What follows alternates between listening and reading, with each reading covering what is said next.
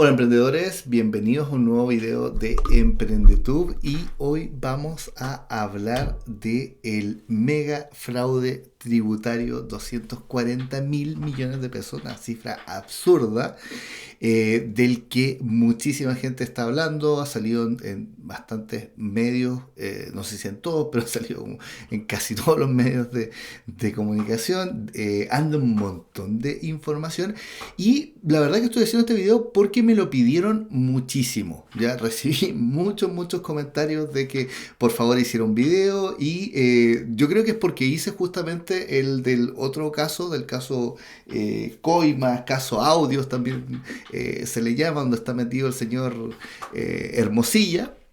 Y a raíz de eso, seguramente a alguna gente que le gustó ese video, me pareció interesante que pudiera hablar de este, básicamente explicándolo, porque he visto que lo que le interesa principalmente a las personas es que estas cosas se las expliquen en simple, o sea, en el fondo, qué es lo que hacían estas personas, por qué, digamos, no sé si cómo se puede hacer, pero en realidad, en el fondo, a todos nos llama la atención un poquito el morbo y creo que también como emprendedores, especialmente, creo que ahí está la parte interesante para el que es emprendedor.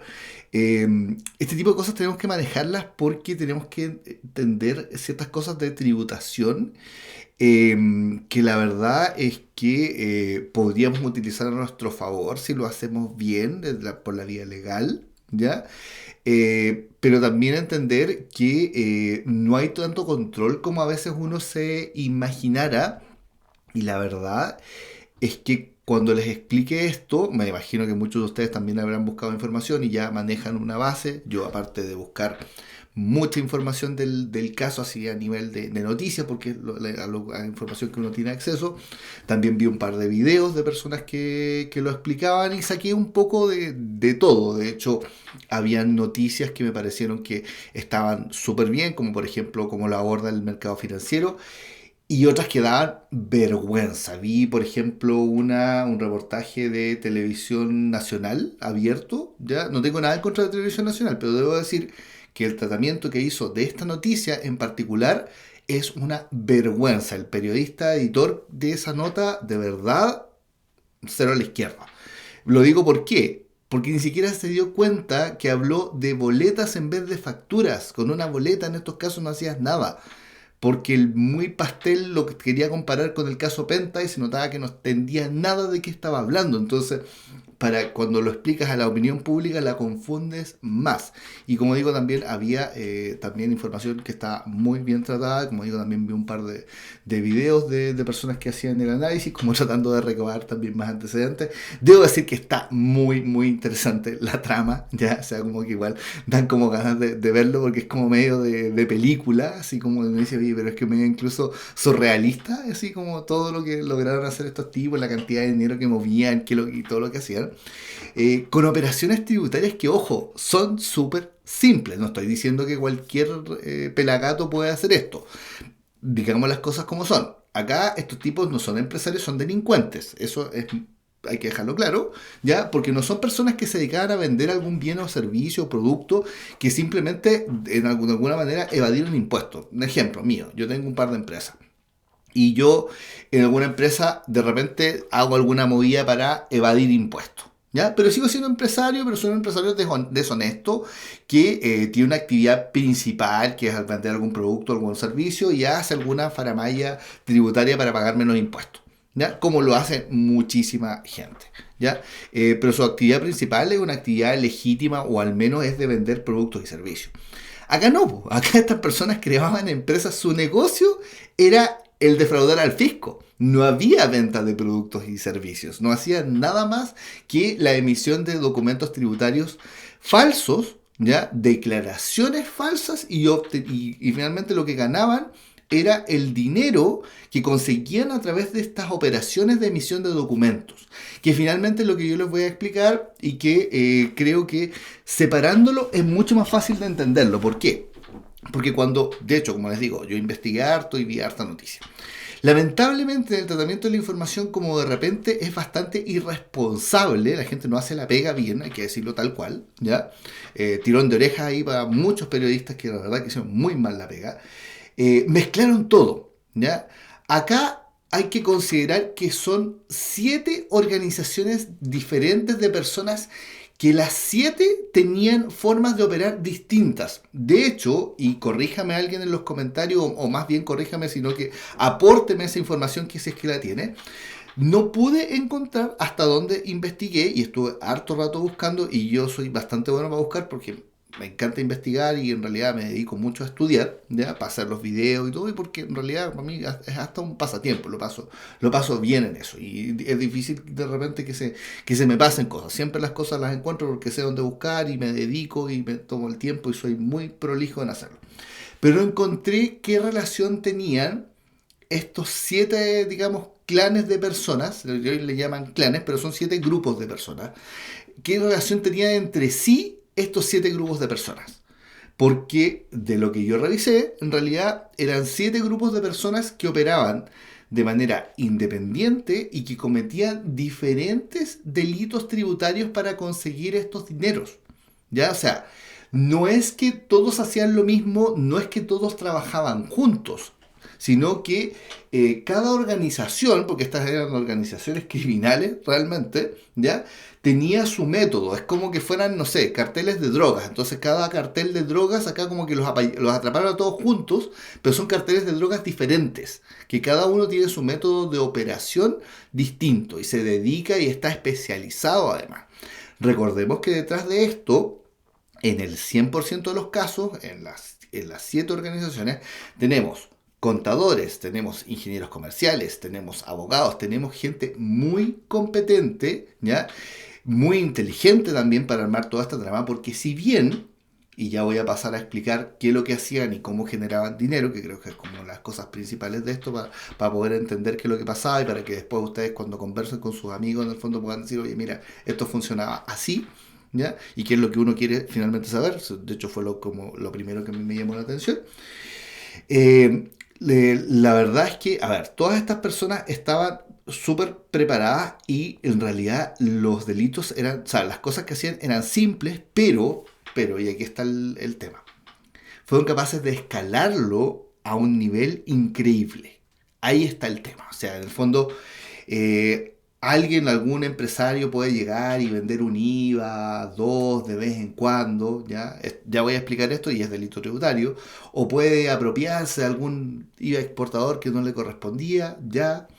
Pero estos tipos armaron una maquinaria, montaron una maquinaria con decenas de, perdón, con decenas de empresas, con eh, operaciones de exportaciones ficticias, los que se dedicaban a las exportaciones, de transporte igualmente ficticias, tenían equipos de venta para salir a vender el IVA, tenían personas para colocar a nombre de los bienes cuando iban comprando igualmente, muchísimo palo blanco metido entre medio. Para el que no está en Chile, palo blanco es alguien que se le paga normalmente para que, por ejemplo, diga que él es el dueño de una empresa o diga que él es el dueño de un vehículo cuando no lo es y el titular, el que tira los hilos de atrás en el fondo, es otro, que no quiere aparecer ahí en los papeles. Eso normalmente es la definición de un palo blanco. Es alguien que está ahí en el fondo, pero que aparece como titular de algo, pero realmente no lo es porque hay alguien que está atrás, que es como el jefe, digamos, o los jefes, y que esos finalmente le pagan por eso. Y de eso había muchísimo en este caso. Ahora bien, entonces tenemos 7 organizaciones diferentes de personas que cometían 3 tipos de delitos tributarios. En algunos casos, o yo creo que las 3 en realidad, cometían, no sé si los 3 tipos de delito, pero por ejemplo lo que es la venta de IVA o la generación de facturas fraudulentas para tanto utilizar un IVA de crédito que no les correspondía, como también rebajar la base imponible, ¿ya? Creo que ese de primer delito tributario lo cometían las 3, ¿ya? De manera permanente, fuera o no fuera su principal negocio, ¿ya? Porque imagínense, acá el negocio es la emisión de los documentos. Ya, expliquemos el primero. ¿Qué es la venta de IVA? O por qué alguien emitiría una factura de venta falsa. Recordemos que cuando en Chile vendemos un producto o servicio, yo tengo una empresa tengo inicio de actividades, vendo un producto o servicio, puedo emitir boletas y puedo emitir facturas. Diferencia ahí, la boleta es la típica que nos dan todos cuando vamos al supermercado, cuando compramos cualquier producto o servicio. Pero cuando tenemos una empresa, uno normalmente compra con factura, le pide factura al vendedor. El vendedor te pide una factura porque esa factura, si es que tiene IVA, ¿ya? Para las actividades grabadas con IVA, que hoy día son casi todas, y esto en realidad estos tipos llevaban años haciéndolo, operaban desde el año 2014, de lo que se sabe, seguramente después se van a saber más cosas, o sea, llevaban casi 10 años en esto.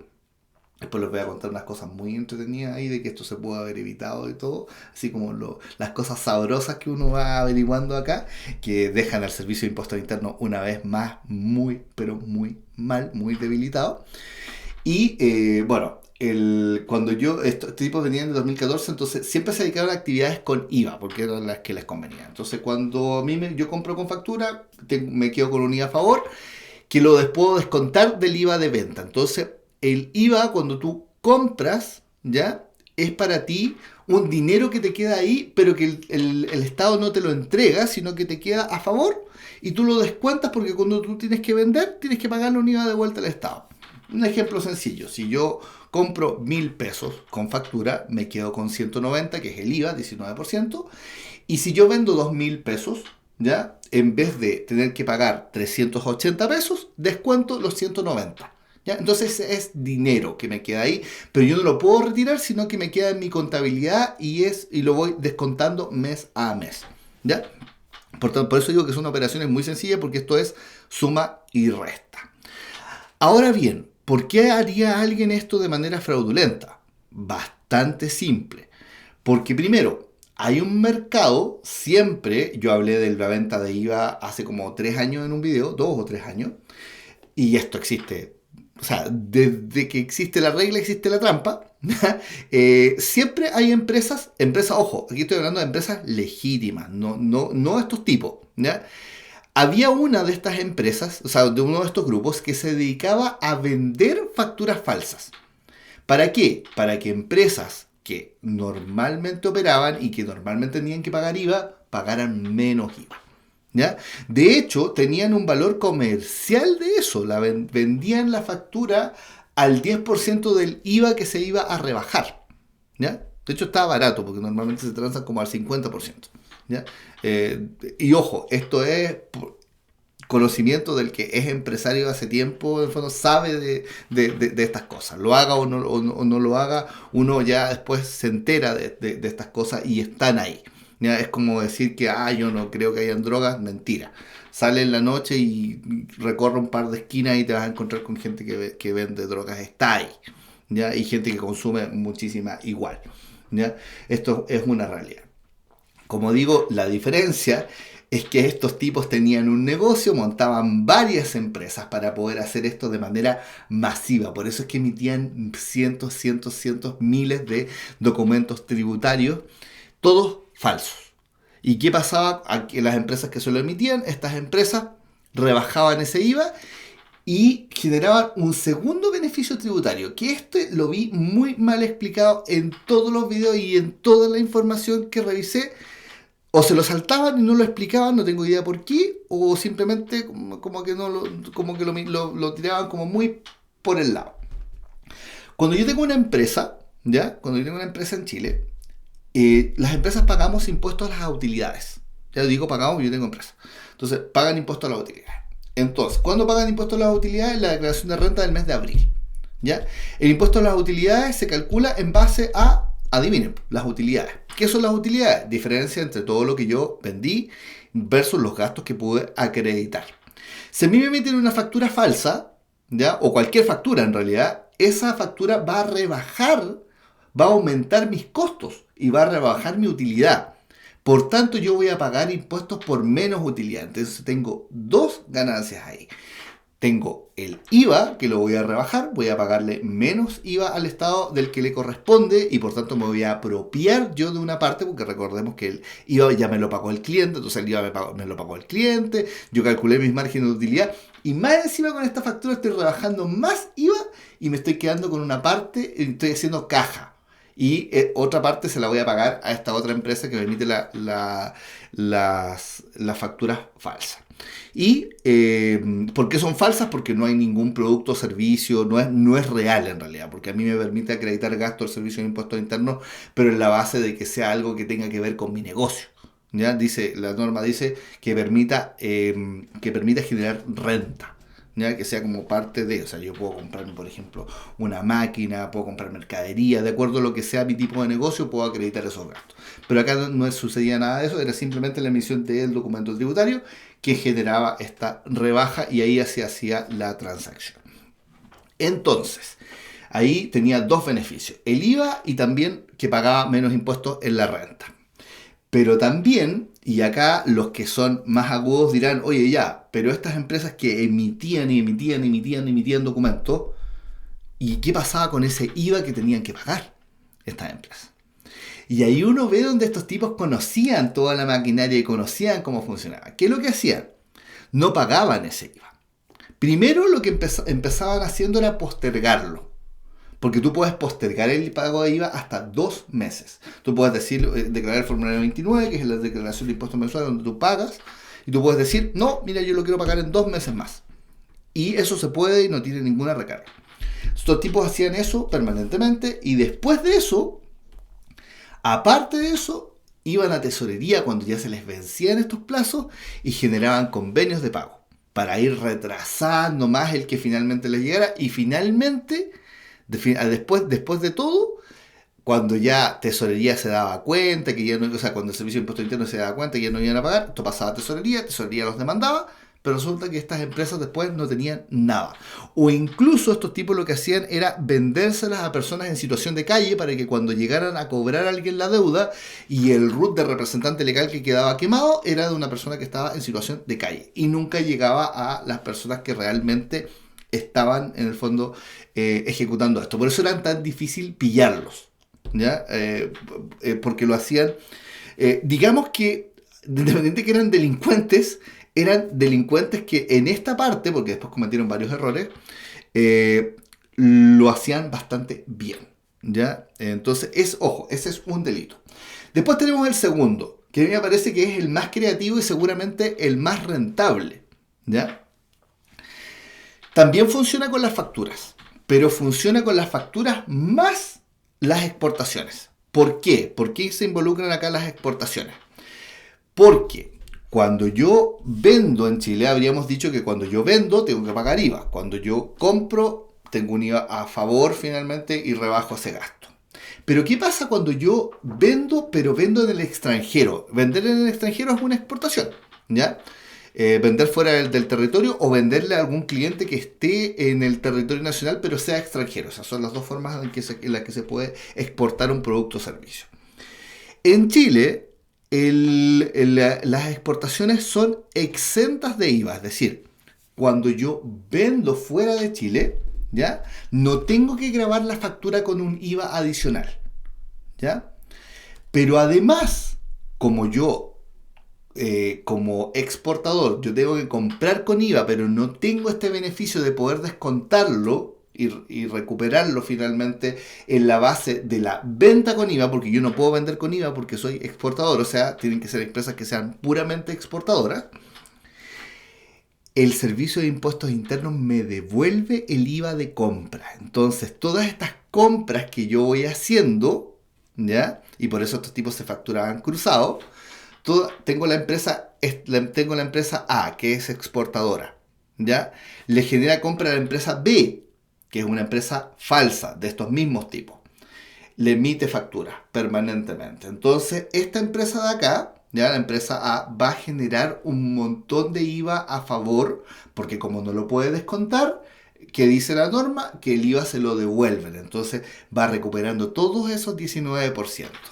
Y la otra empresa que emitía, bueno, ya les comenté la lógica, va postergando el pago de IVA, después no lo paga, después hace convenio y después finalmente termina en algo que esa empresa no le podemos cobrar nada porque es, aparte que es una persona jurídica y no puedo llegar a las personas propiamente tales, estos tipos ya cambiaron la propiedad de la empresa para que finalmente nunca levante una sospecha de que siempre son los mismos que están creando las empresas. No hay este tema de que se duplican, se van duplicando los root y que finalmente por eso los hubieran investigado antes. Entonces ahí, con el tema de la devolución del IVA exportador, ahí sí que ganaban dinero estos tipos. Entonces tenían estos dos tipos de operaciones. O sea, vender el IVA, por un lado, pero también muchas veces no vendían el IVA porque el IVA lo acumulaban en otras empresas de ellos y después lo recuperaban. ¿Ya? Y por eso también tenían tantas empresas, porque con algunas eran exportadores, pero con algunas se dedicaban solamente a vender IVA, se dedicaban a varios delitos. Y después de eso, pero ojo, con el tema de la exportación, y ahí viene también la parte creativa, por eso digo que es el más elaborado. Los tipos sí movían carga, contrataban transporte, enviaban camiones, enviaban containers. En la investigación seguramente se va a saber qué es lo que tenían adentro de esas cargas, porque debe haber sido un chiste, debe haber ido vacía o no sé, cualquier cosa. Armaban exportaciones de mentira, hacían todo el proceso porque tiene que estar el documento de aduana, de que la carga salió del país, que entró al otro país y todo falso. Entonces, eso es bastante más sofisticado y bastante más difícil que solamente emitir una factura y vender el IVA. ¿Ya? Pero es muchísimo más rentable porque te vas quedando con el 19% de cada factura. ¿Ya? Entonces ahí estás haciendo caja. Por eso se habla que fue de perjuicio del fisco, porque ¿de quién sale ese IVA? Si la empresa que emitió nunca pagó, pero el servicio de impuestos lo devolvió, ¿de quién salió? Del bolsillo de todos nosotros. Salió del fisco, finalmente. Porque esa plata no existía, nunca se pagó en ninguna parte. Solamente el servicio de impuestos internos se la devolvió a la cuenta a estos delincuentes. ¿Ya? Y por eso se habla de que son delincuentes. Aquí se dan cuenta que aquí no son empresarios, no se dedicaban a vender productos ni servicios, sino que solamente encontraron vulnerabilidades en el sistema y las explotaron a un nivel sin precedentes.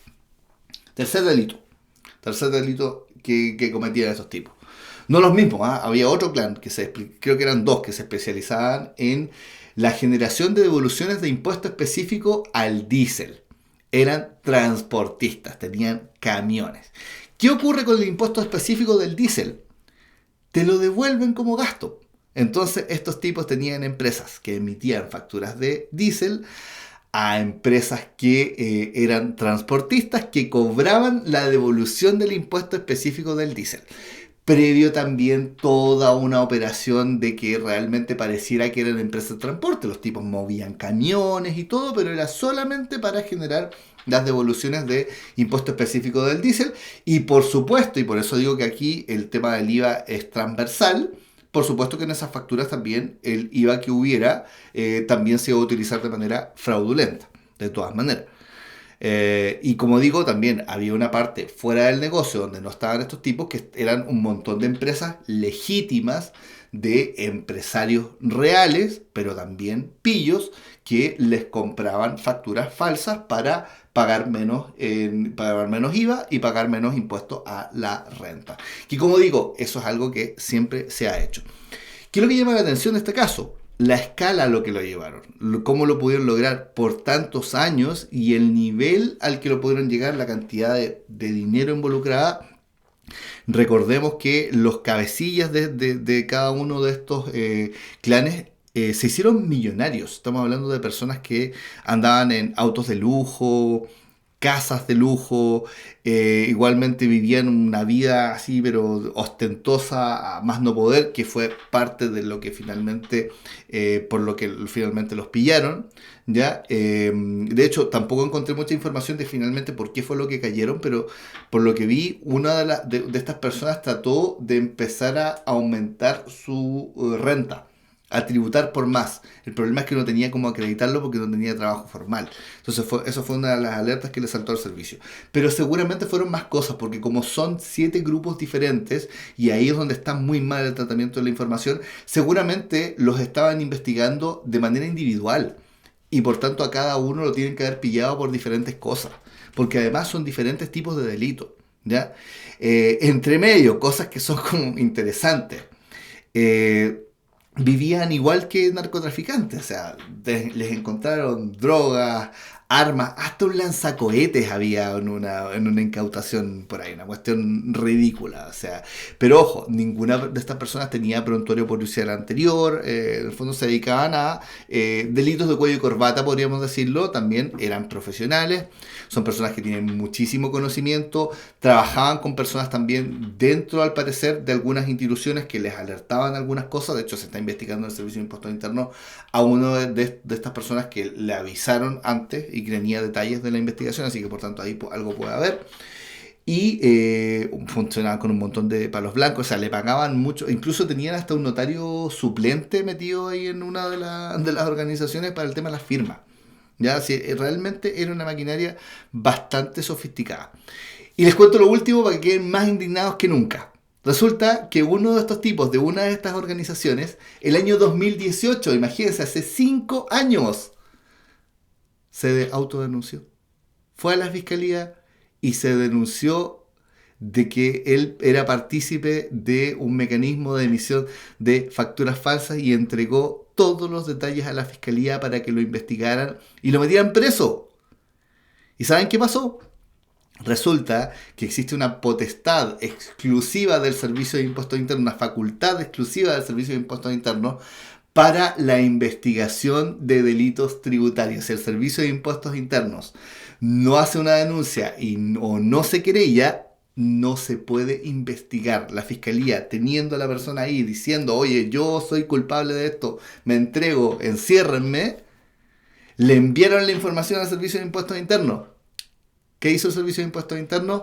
Nada. Al día 70 y tantos de haber enviado el oficio, el Servicio de Impuestos Internos no lo respondió y a partir de eso se tuvo que cerrar el caso. Y esta persona siguió operando. O sea, no hubiéramos enterado de esto hace 5 años cuando el desfalco era muchísimo menor.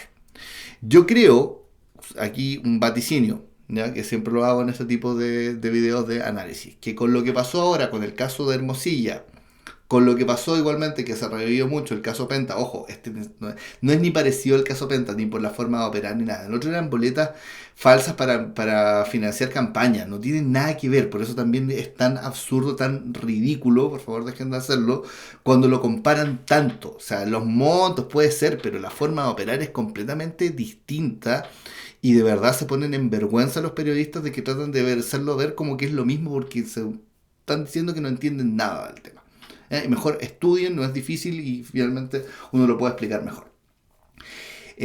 A partir de eso y a partir del caso Hermosilla y este caso, ¿ya? Yo creo que el Servicio de Impuestos Internos le van a terminar quitando esta facultad exclusiva de que sean ellos los que tienen que necesariamente presentar una querella o una demanda o una denuncia para que también sea una facultad que pueda ejercer otros poderes del Estado como debiera ser el Ministerio Público, porque así se evitaría este tipo de casos, porque muchísimas veces el Servicio de Impuestos Internos inexplicablemente no se ha querellado. Recordemos que en el caso Penta, el Servicio de Impuestos Internos nunca hizo la denuncia, nunca se querelló.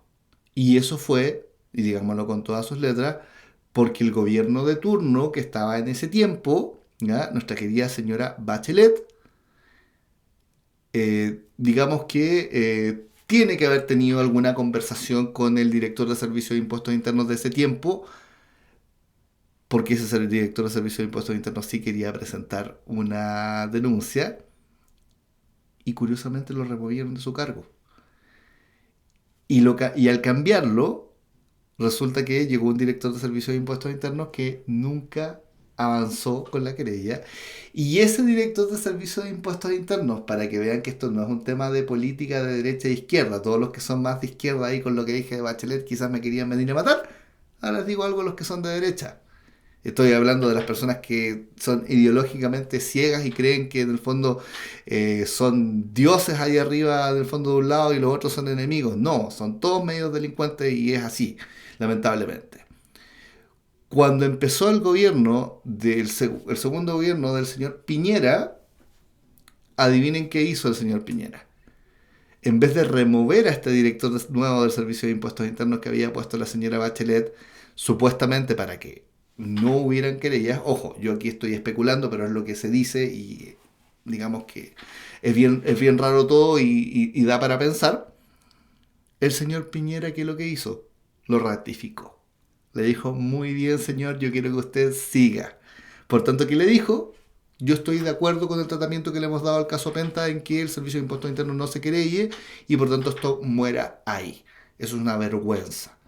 Y por tanto, por ese tipo de cosas, yo soy de la idea de que el Servicio de Impuestos Internos no es capaz de discriminar contra quién debiera perder denuncia porque debería ser contra todo, no lo hace y para mí eso es suficiente como para que se le quite esa atribución que seguramente nunca debiera haberla tenido y que sea una facultad que también tenga el Ministerio Público. Por último, que la tenga igual el Servicio de Impuestos Internos, pero que igual la tenga el Ministerio Público. Lo otro es ridículo y se presta para arbitrariedades y este tipo de escándalos y que finalmente no se fiscalice en algunos casos o se fiscaliza a los que se quiere y a los que se quiere no.